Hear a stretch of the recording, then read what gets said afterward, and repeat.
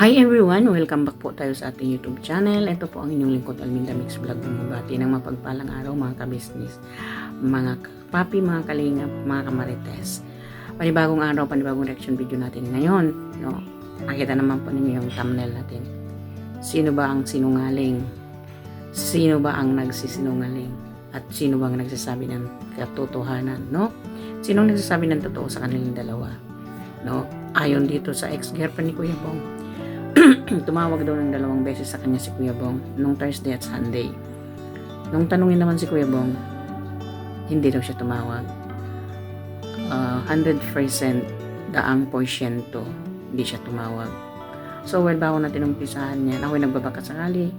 Kung hindi pa kayo nakasubscribe sa aking munting bahay, baka pwede pong pakipindot ng subscribe button dyan at ng notification bell para updated tayo lahat sa ating mga reaksyonan video dito sa Kabisnes at sa Kalingap po. So huwag natin din kalimutang suportahan Kabisnes Official Papaling Civil Kabisnes Family at ang mga Kalingap po at ang pinangungunahan ng ang founder ng Kalingap, Kuya Val Santos Matubang, Kalingap Rab, Athena Vlog at Ma'am Jack Matubang. So patuloy na natin, on the go tayo.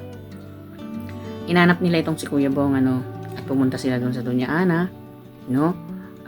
Dumaan sila doon at gusto sanang kausapin pero may nangyari. So mamaya na po at ipaparinig natin muna kung ano yung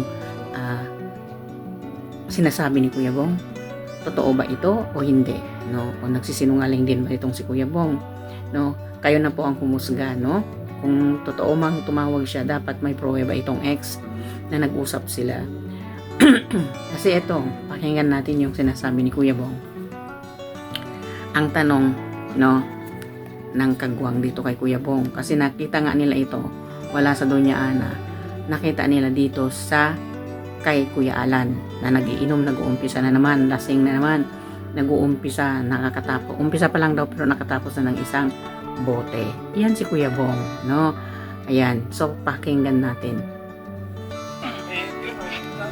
Yan ang sabi. Usap mo daw siya. Usap daw tayo.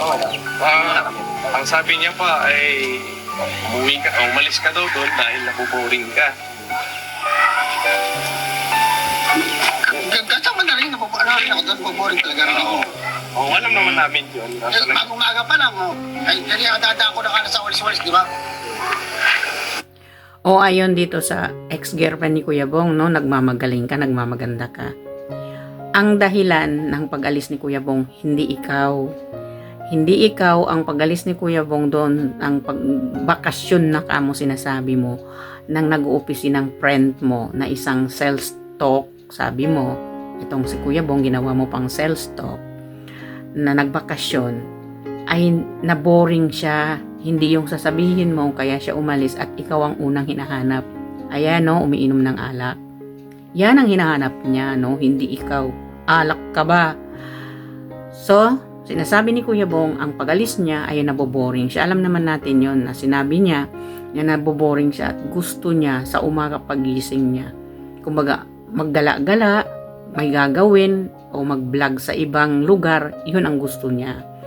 Siyempre naman, no, parang dito sa amin sa abroad, pagising mo, wala kang mapuntahan, maglinis ka dito, maganon, tulog o wala kang kasama, maboboring ka talaga, mabuburongyot bang utak mo, no? So ito sa kanya, ganito yung niya, naboboring siya, umalis siya, nagbakasyon siya, at nag-sell stock siya, sabi nitong ex ni Kuya Bong, nagse-sell stock siya doon sa kanyang kasamahang nag-iinom, doon siya nag-sell stock at nag-sell stock sa'yo kung ano-anong sinasabi mo na maraming sinasabi si Kuya Bong tungkol kay Kabisnes. Yun ang sell stock ni Kuya Bong sa'yo, diba? Patuloy po natin. Pero hindi mo talaga siya nakausap.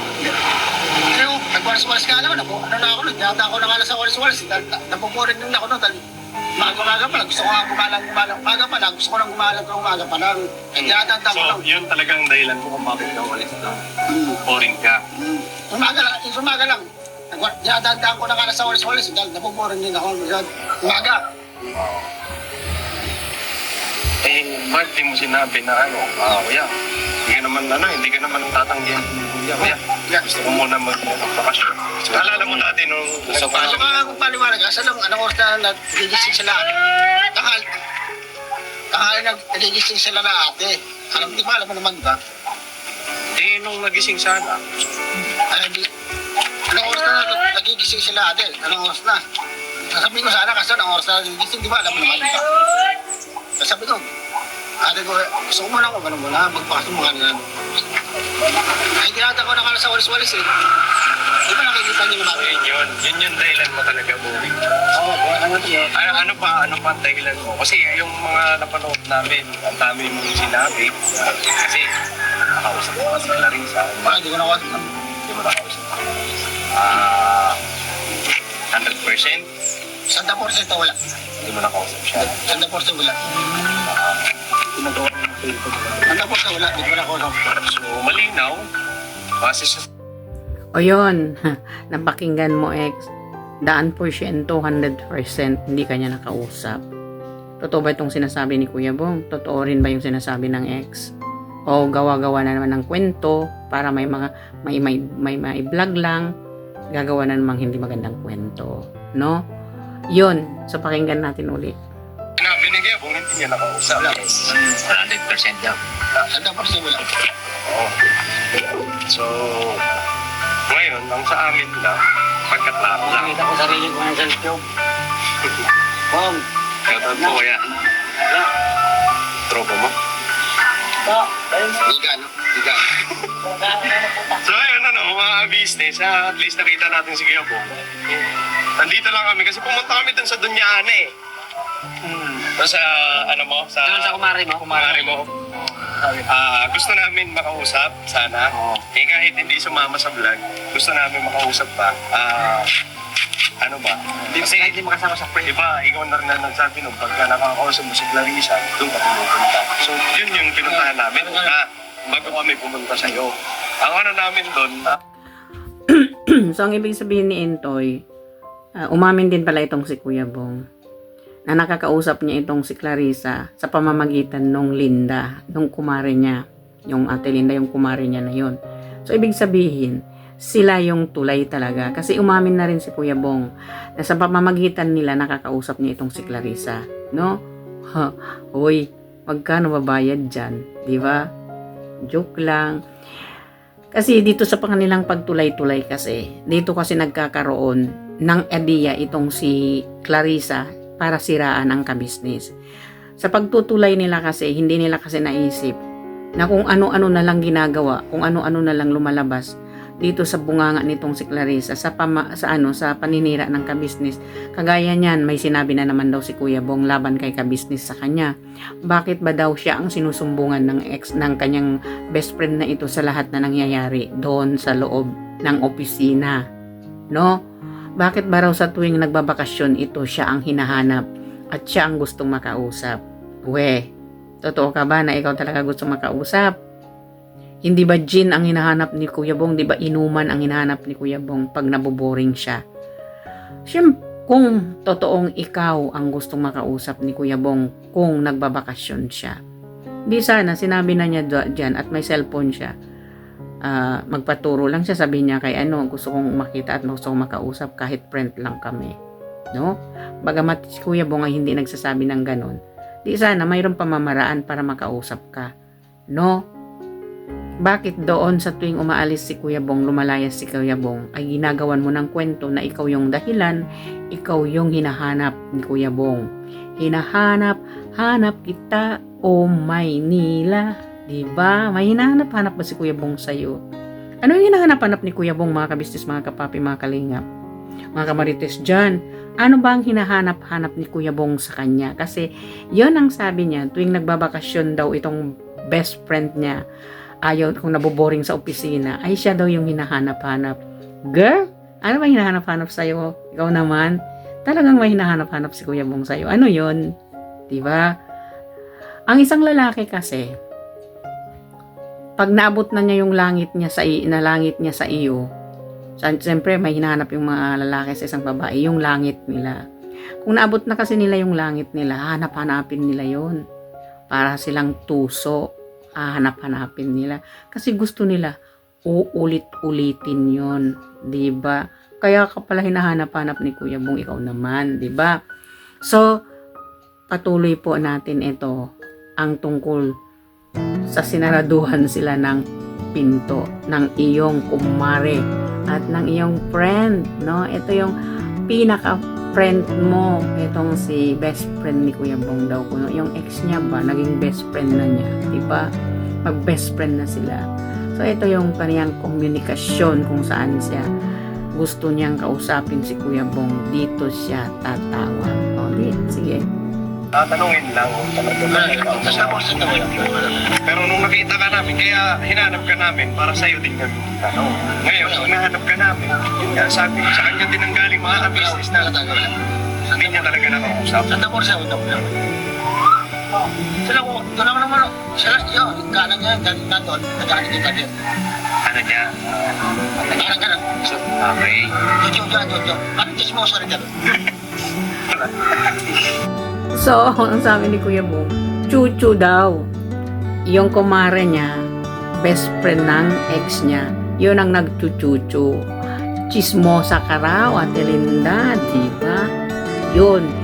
Siya ang nagchuchuchu, sabi ni Kuya Bong, doon sa kanyang ex, para mag-usap sila. Chuba-chuchu ka raw, Ate Linda, no? Di ba? Chuba-chuchu, di ba? Ikaw raw ang nagchuchu-chuchu papunta doon para mag-usap sila, Kuya Bong. Hindi umamin na rin si Kuya Bong sa pamamagitan nitong si Ate Linda na nag-uusap sila ni Clarissa. Pero this time, hindi raw kasi pakinggan natin ang sinabi ni Kuya Bong. Sana kasi dalawa, tsaka yan ka na si. Magkadikit. Makikita dalawa niya. Eh, hindi ako pumunta doon. So, hindi ka rin pumupunta dun sa kanila. Sa kanya rin ang galing mga business na hindi na siya pupunta. Pero bakit sinasabi ni Clarissa na may video? Sa kanya, wala. May video na nagkausap kayo. Wala ko alam sa kanya. Gano'n sa inyo. Gano'n sa inyo. Gano'n kaya eh.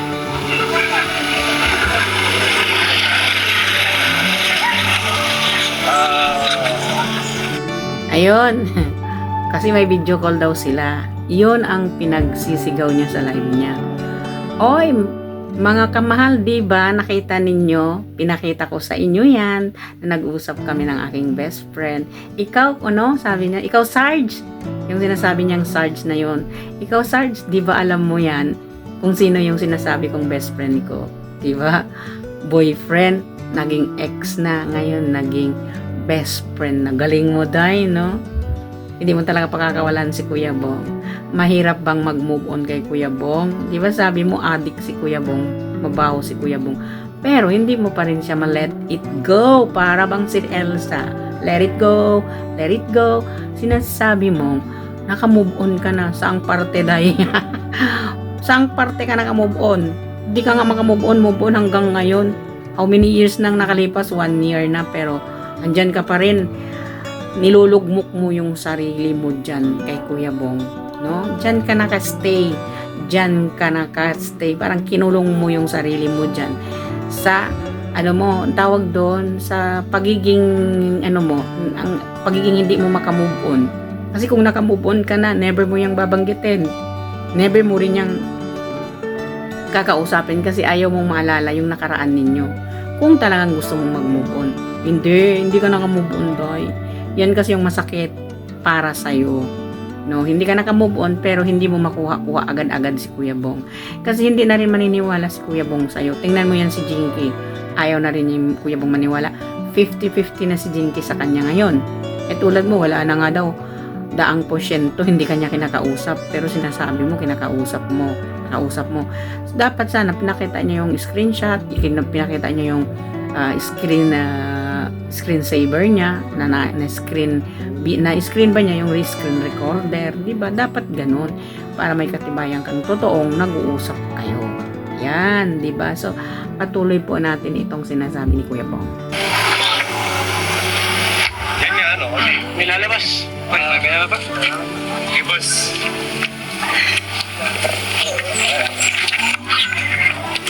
Yun nga, kaya kami nagkahanap sa'yo. makakauwi din bukas. Uwi na ako. Nagtiyan ako pa. Uwi na ako. Birthday na bukas ni Udang. Birthday ni Gedang. Bukas pa naman na. Di ba sinabi ko naman sa vlog, di ba? Bulag, uwi na ako. Sabi ko kay Ate, di ba? Sabi ko kay Ate, ba? Uwi ako kay Ate. Pag sinabi niya Ate, yung hindi ako nakita daw, uwi ako. Sabi niya Ate, bukas pa naman. Bukas pa naman yun. Bukas na. Dapat Bukas ako. makakarating ka ba bukas? Oo, makakaroon talaga ako. Di ba sinabi ko na kay Ate, ba? Kaya ate naman siya nangako. Oo, kay Ate naman yun. Pag bukas na sabi niya Ate, uwi ako na. Bukas pa naman. Ayun, mga business at least nagkaroon ng kalinawan. Pagaman sinasabi doon sa live na kaibigan, pero alam natin kung sino yung sinasabi. Oo. Mga business. Alam natin kung sino yung sige po yun. Business yung tinutukoy. Base sa mga sinasabi ni Gabong, hindi sila nagkausap. Hindi rin siya napunta doon sa linyanan. Alam na, di ba pumunta na ka na doon ako dito? Pumunta kami doon. Pero kanina nga pumunta kami doon. Paparating pa lang kami, bukas yung pinto. Paglagpas namin, pagbaba namin, sarado na. Sarado na. So ayaw. Ayaw magkana na, ayaw talaga magpapalasan yan, ayaw talaga. Ayaw na. Ayaw magpapalag. Di ba? Sinabi na ba sa'yo? Sinabi ba sa'yo yan? Sino ko usap? Di ba kinausap sa inyo? Ay, no? Kami ni Papa. Nagpunta ka doon? Di ba yung sinabi sila, di ba sa inyo? Pero kung pag ikaw pupunta doon kung ano, ay kinakausap pa naman. Inaano doon. Ha? Hindi ka na pupunta doon? Mga ilang... Ano na? Ha? Tagal lang. Matagal na. Ayun, ang ibig sabihin ni Kuya Bong, ayaw niya nang kausapin yung mga kagawang pag pumupunta doon. At nakausap din ni Bornok at saka ni Papa Dins doon na ayaw na nilang makipag-interview, ayaw na nilang i-vlog sila. Kasi nahuli na sila eh. Umamin na rin si Kuya Bong na sila sa pamamagitan nila ay nakakausap ni si Clarissa nang dahil sa kanila. So kung alam niyo mga kabisnes, mga kapapi, mga kalina, kung wala namang nagtutulay-tulay dyan kay Kuya Bong, wala naman, hindi naman niya makakausap si Clarissa, no? Kasi yun lang naman talaga yung daan na para mag-usap sila, no? O kaya may iba pa kaya, yun ang dapat nating malaman. Kasi ayon dito sa sa kanya, may iba, no? May ibang maliban doon sa Doña Ana, parang may iba yata siyang kaibigan. Yun din ang nagmamata-mata ngayon kay Kuya Bong. Hindi natin alam kung sino yun, no? So, bakit pa ninyong gawin na ganun? Para sa amin lang, bakit niyo pang gawin yung magtulay-tulay kayo? Kung gusto ninyo, andyan si Kabisnes, kung nandun si Kuya Bong, puntahan ninyo si Kabisnes at saka si Kuya Bong, kausapin ninyo na si Clarissa, gusto pa niya si Kuya Bong. Gusto ninyo mapatuloy yung kanilang relasyon, gusto ninyo maasawa ni Clarissa si Kuya Bong. Hindi yung magtutulay-tulay kayo para kukuha ng impormasyon na para ikasira ng image ng kabisnes, no? Kung talagang matino yung mga pangingisip ninyo, gusto niyo ng maayos, walang issue, doon ang dapat talagang gawin kung may isip kayo. Andyan si kabisnes, no? Kasi poster parents ni Bong, si Ila kabisnes, Mr. and Mrs. kabisnes, kausapin ninyo na itong si Clarissa hindi makamove on kay Kuya Bong, gusto niya pa rin si Kuya Bong, no? Para naman may makikita rin siya sa kanyang revenue, di ba, tulad namin. So ganon, makipag-usap ng maayos, hindi yung gagawa ng issue ng walang katotohanan. Ang laki na ng issue na to, kayo ang gumawa ng isyong malaki. Lahat binintang nyo na kay kabisnes. Pati pamubog ng tao, binintang na ninyo kay kabisnes na wala kayong katibayan, wala kayong ebidensya, no? Kaya kung maayos itong kaibigan mo, mga kaibigan mo ni Clarissa dito sa nandyan sa nandyan sa Kasampaguita o anong lugar na lugar na alam ni Kuya Bong, na alam din ng mga kaibigan nitong si Clarissa, makipag-usap ng maayos kay kabisnes, ano? Kaya nga niya kinokontent si Bong at si kabisnes, lalong-lalo na si Kuya Bong, dahil hindi siya makamove on, dahil gusto pa niya si Kuya Bong. Kumbaga, yung sinasabi niya na ayaw na niya, na ano lang kasi siya, naunaan siya ng pride niya kasi marami na siyang sinasabi against dito kay Kuya Bong. Marami na siyang ginawang hindi maganda kay Kuya Bong, tulad ng ang pagsisinungaling niya, ang pagpipretend niya na mahal niya si Kuya Bong, ang pagpipretend niya na pakasalan niya si Kuya Bong, ang aim niya lang pala ay mabuhay yung kanyang YouTube channel, na magkaroon siya ng subscriber, magkaroon siya ng viewers. Yun lang, dapat sana naging totoo na lang siya, no? Siguro din ang pamamaraan niya para makakuha siya ng content, may content siya na manira ng tao. No, kung talagang may isip ka, may ginagamit mo yung sense of view o common sense mo, yung common sense na ginagamit natin, no? Makipag-usap, no? Huwag manira. Simple lang. Marami namang content, may content, no? Huwag yung paninira. Sa bagay, no? Kung sa issue kasi at saka paninira, marami kasing nanonood. Siyempre, yung mga tao, tinitingnan nila, ay ano kaya yung issue? Ano kaya yung totoo? Sino kaya yung totoo sa dalawang partido na ito? Ganon talaga yun. Manood sa kabila, manood dito sa kabila kung sino yung totoo. No? Parang kaming mga reactor. Panoorin namin, tapos panoorin namin, ay re-reaction na namin kung sino yung totoo. No? Kung alin yung totoo, katulad na yan na sinasabi ni Kuya Bong, hindi niya nakausap 100% itong kanyang ex na best friend na niya. Hindi siya nakausap at hindi na siya pumupunta sa Doña Ana matagal na. Kasi sila yung namamagitan kay Kuya Bong para makausap itong si Clarissa. No? Ewan natin, kasi itong si Kuya Bong, may pagkasinungaling din. Kumbaga, pareho na silang dalawang sinungaling, no? Itong si itong ex-girlfriend niya at saka itong si Kuya Bong. Pareho na rin lang silang sinungaling. Yung isa, totoo ba niyang totoo, mayroon bang katotohanan na sinasabi niya na tumawag si Kuya Bong sa kanya sa pamamagitan nitong kumare ni Kuya Bong. Etong si Kuya Bong, ano yung pruweba din niya na hindi niya kinausap? Totoo ba sino sa kanilang dalawa ang nagsasabi ng katotohanan tungkol dito sa pag-uusap? By the way, tungkol dito sa pag-uusap na nila, wala namang masama doon dito kay Laka Business. Ang gusto lang nila malaman yung totoo. Kung talagang nagmamahalan sila, go, magpakasal sila, no? Yun naman ang sinabi ni Ka Business at saka ni Mrs. Ka Business. Hindi sila tutol kung saan masaya si Kuya Bong, no? Hayaan doon kay Clarissa, gusto niya yun eh. Gusto ni Kuya Bong doon, mapabuti man siya, mapatiwara man yung buhay niya. Yun ang pinili niya, gusto niya doon, di ba? Hindi yung ganito, no? Para kayong siraulo, para kayong itong sa ex-girlfriend ni Kuya Bong, para ka nanloloko dyan sa iyong mga viewers. Naglolokohan kayo, no? Na wala ka namang katibayan, no? Wala ka namang hawak na si Kuya Bong nandyan sa'yo. Dapat kung magsalita, kung talagang nandyan sa'yo, na hawak mo katulad noon nandyan sa bahay mo. Inaalagaan ng nanay mo, inaalagaan ng anak mo. Diba? Yun. Pero kung hindi mo man mahawakan si Kuya Bong, sila Ka Business nga, hindi nila hawak ngayon si Kuya Bong. Hindi rin hawak nila Ka Business ang utak ni Kuya Bong. Kasi hindi nila napipredict kung ano yung utak ni Kuya Bong. Ito kasi sa kanya, na sinasabi niya, ay para ba kasing hawak niya si Kuya Bong sa leeg. May sinasabi pa siya dyan sa kanyang vlog, sa kanyang live na natatakot siya bumalik itong best friend niya na nag-uopisina, babalik na sa opisina niya doon sa bahay ni Ka Business. Baka hindi niya na makukontak. Pero dapat daw bago umalis, humingi ng permission sa kanya, permiso. Kailangan with my permission, sabi niya. Pag bumalik siya doon sa kanyang opisina, kung ayaw niya na, kung nagsawa na siya sa kanyang vacation, kailangan humingi ng permiso sa kanya na babalik na siya sa trabaho niya mag-uopisina. No? Hindi namin alam yun, girl. Kailangan pala humingi ng permit sa iyo si Kuya Bong bago siya bumalik kay Ka Business. Hello?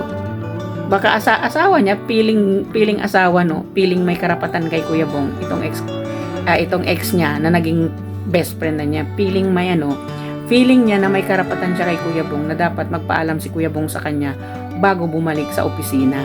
Kung tapos na daw bakasyon mo, Kuya Bong, kailangan humingi ka ng permiso doon sa best friend mo, no? Para namang hindi siya magtampo sa'yo. Yun. Imagine, mga kabisnes, mga kapapi, mga kalingap, mga kamarites, kailangan humingi ng permiso si Kuya Bong sa kanyang best friend bago bumalik sa opisina. Doon nag-opisina si Kuya Bong. Sales talk daw si Kuya Bong doon kay Ka Business. Di ko alam, marunong na pala mag-sales talk si Kuya Bong ngayon. Di ba, mga ka-business, mga kapapi? Ginawa pa niyang opisina yung bahay ni Ka Business. Ginawa pa niyang sales talk itong si Kuya Bong. Saan parte? Di ba? Wow! galing mong gumawa ng iyong kwento, no? Kwentong-kwento. Ano tatawag doon? Bidang-bida, parang si Jollibee pag magkwento itong best friend ni Kuya Bong. Nagbida-bidahan ka na naman, day.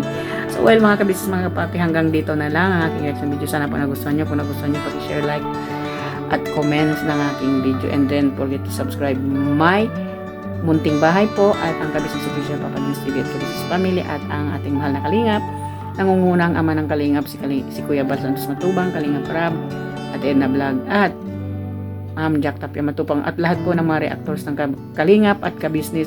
Kami po ang mga reactor sa Karepa. Maraming salamat po. May Allah bless you. May Allah bless us all. Thank you so much, mga kamarites, sa muli nating pagkikita. Babush!